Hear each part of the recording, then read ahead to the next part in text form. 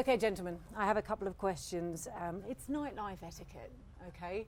And I feel by the looks of you, you'll be... It's still nighttime. It's still night. I know, but even later nighttime etiquette. All right, we've got this from the production team.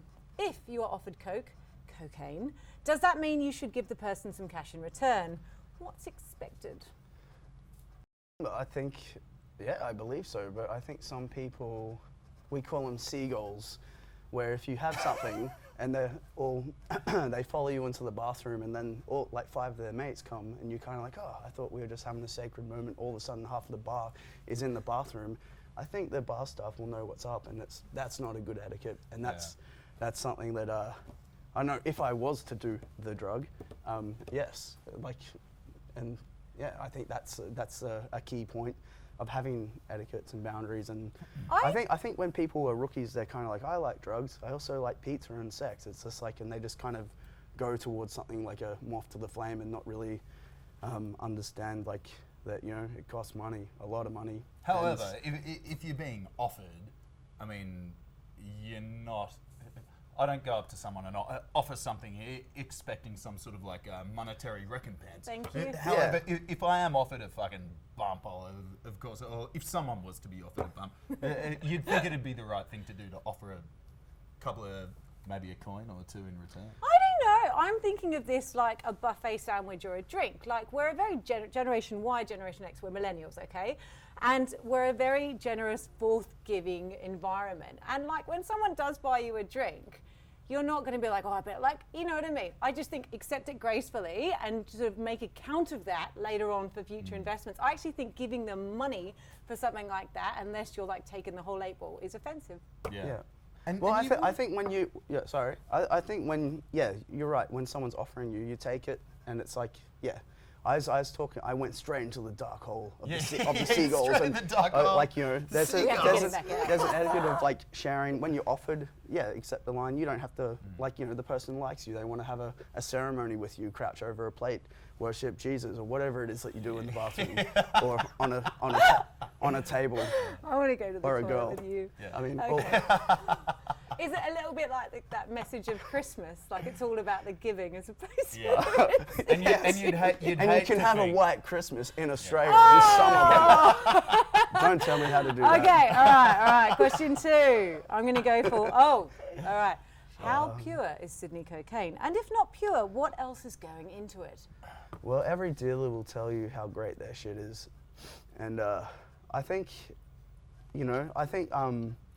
it always goes through many hands, even before it comes into the country. And then when it's in the country, people are making money and obviously are stretching it out and probably facilitating their own addictions as well for that, not just making money. So what, they're scraping it off for themselves and then filling it with Coke, they'll cut it with casting sugar because it's a similar kind of grain to the Coke, and then also with ketamine, it's creatine, which is the creatine, which is the workout formula, because that is conducive with the grain of ketamine and blah blah blah. And like placebo effect has equal importance in efficaciousness in how you actually respond, and this can be prescribed medicinally even. You can give people things that appear to be like an anxiety drug or whatever, but it's in fact like a sugar pill. And so you pop the sugar pill, and just that little mind thing will... Is it the rescue remedy? Rescue remedy, and so I would think if I was fucking flying, if I was snorting a bump of sugarcane, that's been emulsified into like a powder formula or whatever, I'd probably still get that. Yeah, so you're saying, the process is, and the ritual can give you the... Well, they do say sugar is the real killer. Well, this is what they say in these, I'm not coming from a science-based background. Apparently placebo does play an effect. So if you're snorting something under the impression it's cocaine, even if it is not, I still believe you're probably going to get some sort of lift. I think people in Sydney, or in Australia in general, are used to watered down stuff. And so when they do get the pure stuff, which, I guess you got to know someone that gets off the boat or whatever, they're like, oh, what's this? This is not Coke, because they're used to like a watered down version of it. Off the boat. And so, which is a term of something. Well, that's a shame. All right, now third question. True. The reality behind the comment that everyone says, my Coke is awesome, I know the dealer, I'm fucking sick, blah, blah, blah, blah, blah.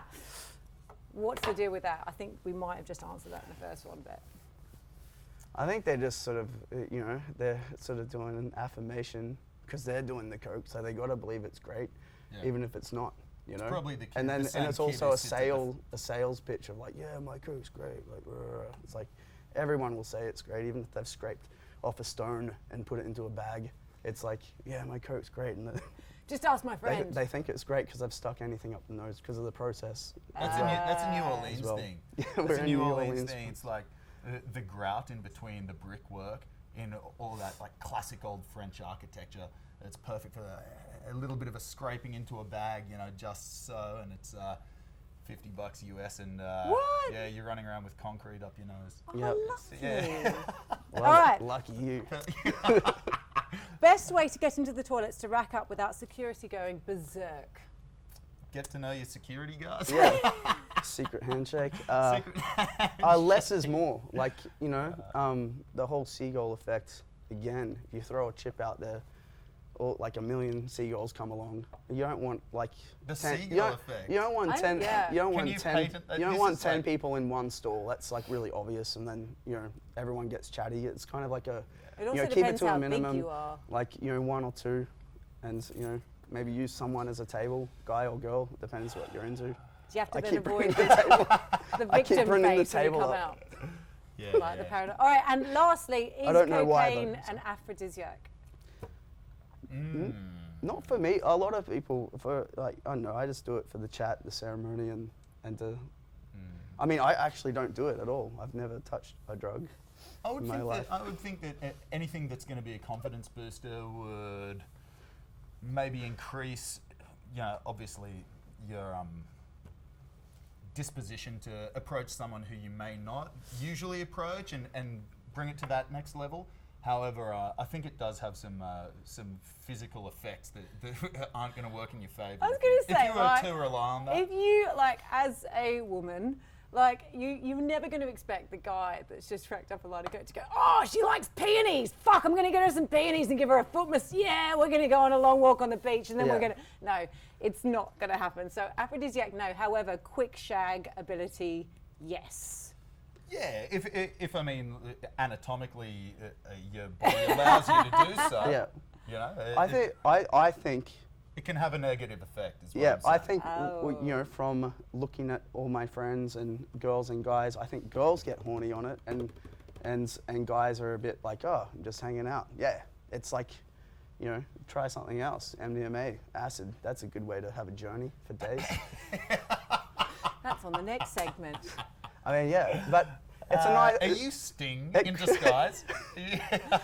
No, I'm Guff from Well, Wayne's. do you know what? That is so lovely. Thank you so much for enlightening me. And obviously, next week we will do that. We're gonna. Yeah, we'll try. We'll do the next thing. We're gonna do ayahuasca. and tackle that. Yeah. You are a real shamanic character, my friend. Hey, let's go on a Will you journey. teach us? Whatever. I was hoping like you we guys need a could colour teach me. code. I'll be in the corner and I'll watch. Take us there, Azaria.